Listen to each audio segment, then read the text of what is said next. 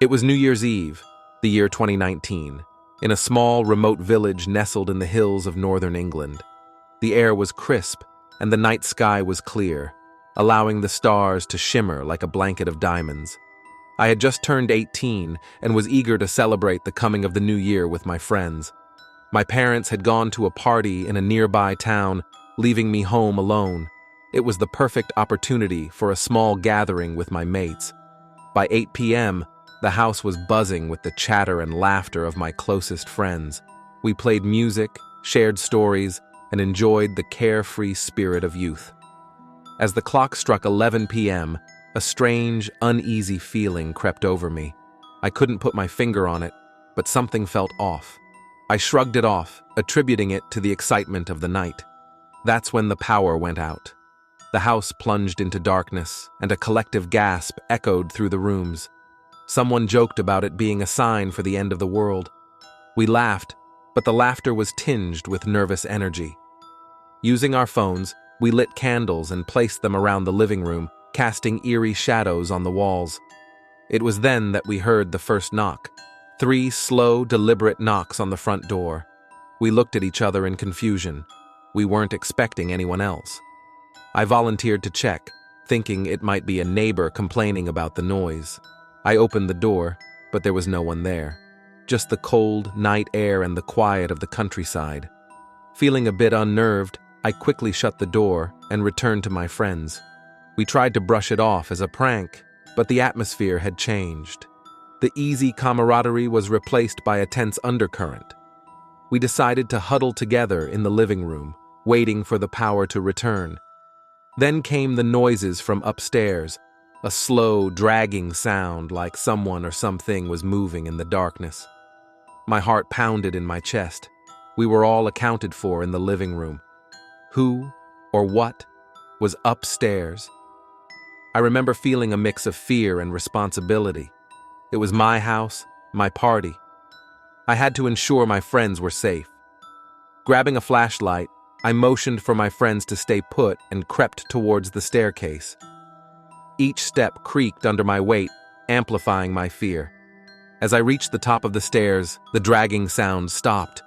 I swept the flashlight across the dark hallway, revealing nothing but the familiar doors of the bedrooms. I was about to turn back when I heard a whisper. It was so soft, I thought I imagined it. But then it came again, a hushed, raspy voice calling my name. It seemed to be coming from my parents' room. Heart racing, I pushed the door open. The room was empty, but the window was wide open, curtains billowing in the cold wind. Confused and scared, I hurried to close it. That's when I saw the figure standing in the garden, staring up at the house. It was a man, or something that resembled a man, tall and thin, with unnaturally long limbs. His face was hidden in the shadows, but I could feel his gaze piercing through me. I stumbled backward, slamming the door shut and locking it. Rushing downstairs, I told my friends what I saw. The mood shifted from fear to outright panic. We were in the middle of nowhere, the nearest house miles away. We felt trapped, isolated. As we debated what to do, the power flickered back on, bathing the room in light. It should have been a relief, but it only heightened our fear of what lurked outside in the dark. Then, the countdown to midnight began on the TV. We were torn between the desire to celebrate and the fear gripping our hearts. As we hesitantly joined in the final seconds, the figure appeared again, this time at the living room window, watching us. The clock struck midnight, and we screamed, not in joy, but in terror. The figure vanished as quickly as it appeared, leaving us in a state of shock. The rest of the night was a blur. We stayed huddled together until sunrise, too scared to sleep or separate. When my parents returned in the morning, they found us wide-eyed and shaken. They never believed our story, attributing it to our overactive imaginations and perhaps a bit too much celebration. But we knew what we saw. We felt the terror, the unnerving presence of something otherworldly. To this day, I still don't know what visited us that New Year's Eve. Maybe it was a prankster taking advantage of the night, or perhaps something more sinister. But one thing is for sure, it was a New Year's Eve we would never forget. a true horror story that still sends shivers down my spine whenever the clock strikes midnight on December 31st.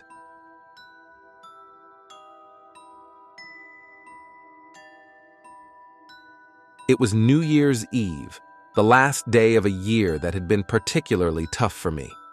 After enduring a series of personal losses and job setbacks, I was ready to say goodbye to the old year and welcome a fresh start.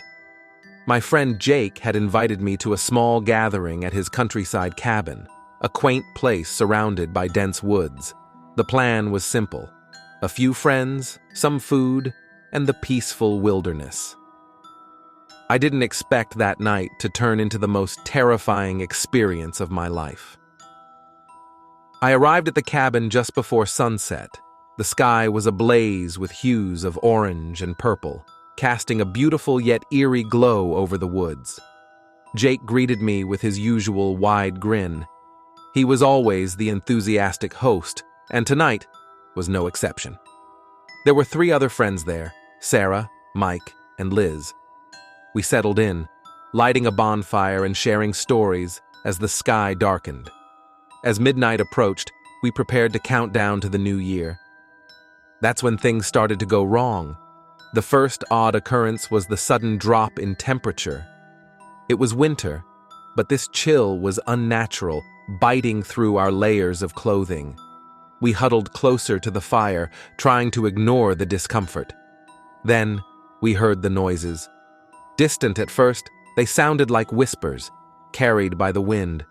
We joked about it being the spirits of the old year saying their farewells. But the whispers grew louder, more distinct, and less human. It was as if the woods themselves were speaking in a language we couldn't understand. Fear began to set in. Jake, trying to lighten the mood, suggested it might be other people in the woods, maybe pranksters or late-night hikers. But we all knew that was unlikely. His cabin was isolated, the nearest town miles away. At the stroke of midnight, as we counted down the last seconds, a deafening scream pierced the night. It didn't sound human. It was a guttural, agonizing cry that seemed to come from everywhere and nowhere. We froze, the festive atmosphere replaced by a palpable dread. The decision to leave was unanimous.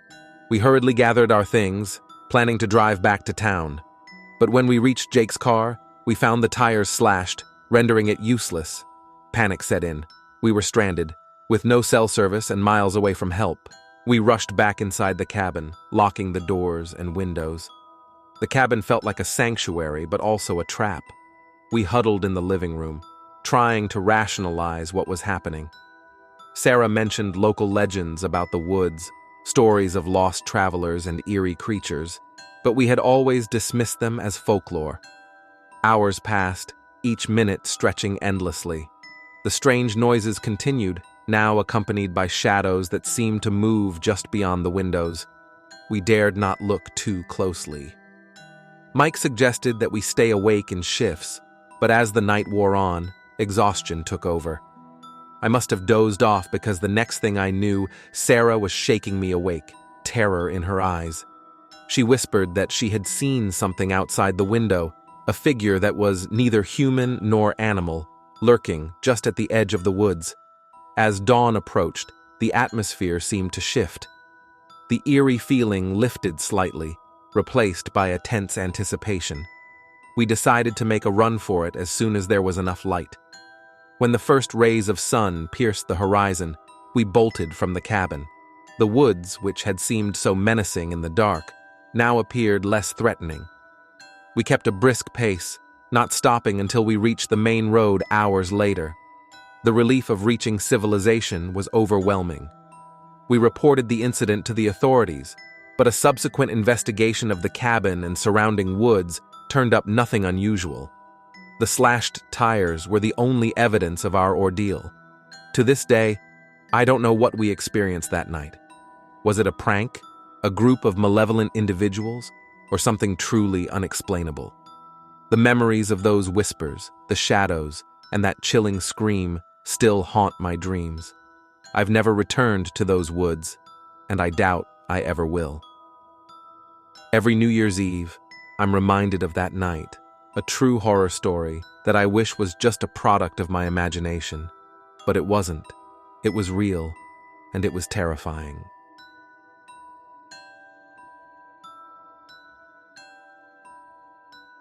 On a crisp New Year's Eve night, I found myself drawn to a desolate cabin in the woods, a place that seemed disconnected from the world's festivities. The idea was to escape the noise and embrace solitude, but little did I know this decision would lead me into a night of inexplicable terror.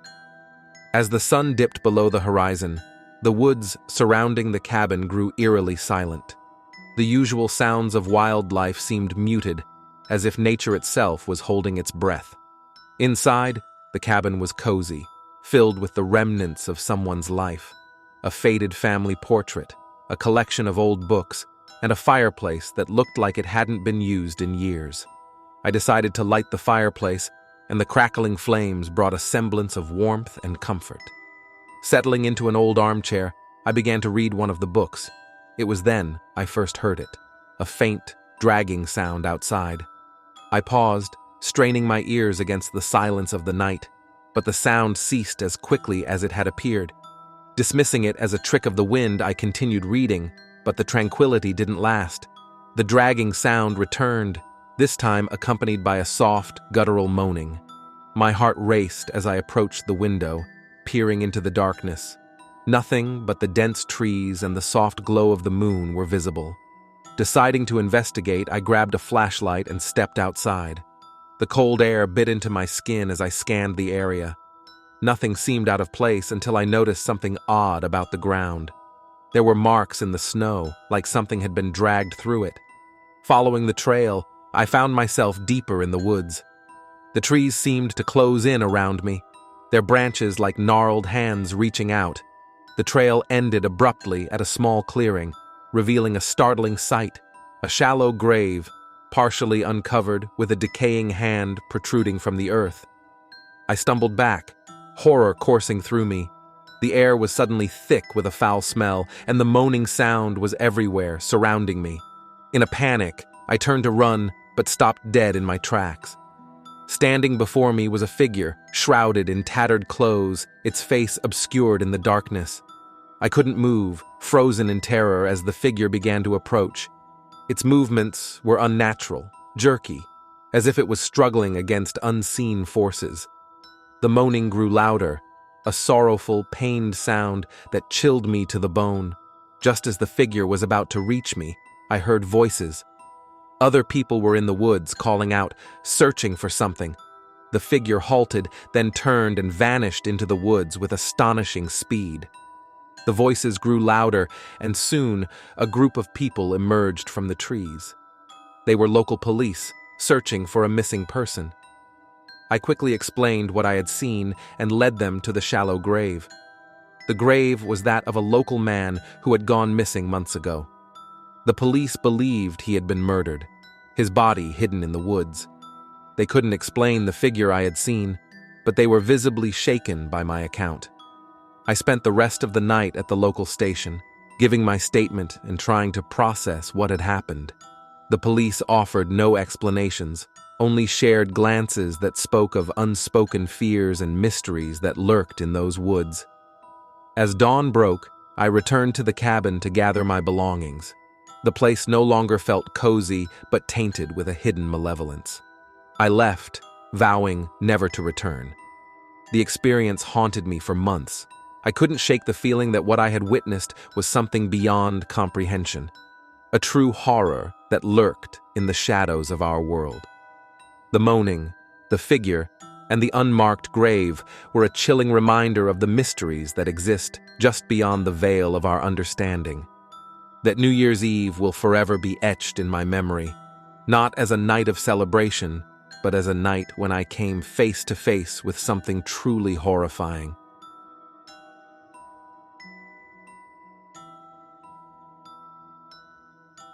The frosty air of New Year's Eve nipped at my skin as I trekked through the snow-covered streets of our small town. I was 16, a bit of a loner, always fascinated by the macabre. That night, I decided to visit the old Henderson house at the edge of town. Locals said it was haunted, a perfect place for a thrill on New Year's Eve. As I approached, the decrepit structure, with its peeling paint and broken windows, seemed to groan under the weight of its own ghostly tales. I remember pausing, my breath forming icy clouds in the air, wondering if I should turn back. But curiosity won over fear. Inside, the house was as eerie as expected. Dust-coated furniture, faded photographs, and a grand, broken piano in the living room. It was like stepping into a time capsule. I wandered, my flashlight's beam cutting through the darkness, exploring room after room. In the silence, the house seemed to whisper its secrets. I felt watched, the hairs on the back of my neck standing on end. I brushed it off as paranoia, but then I heard it, a faint, childlike giggle from upstairs. My heart pounded. Was someone else in the house? I crept up the creaky stairs, each step an echo in the vast emptiness. The giggling grew louder, guiding me to a small room at the end of the hallway. The door was ajar. I pushed it open, revealing a dust-choked, toy-filled room. In the corner, a rocking horse moved gently back and forth. I froze, the blood in my veins turning to ice. There was no wind, no logical reason for the movement.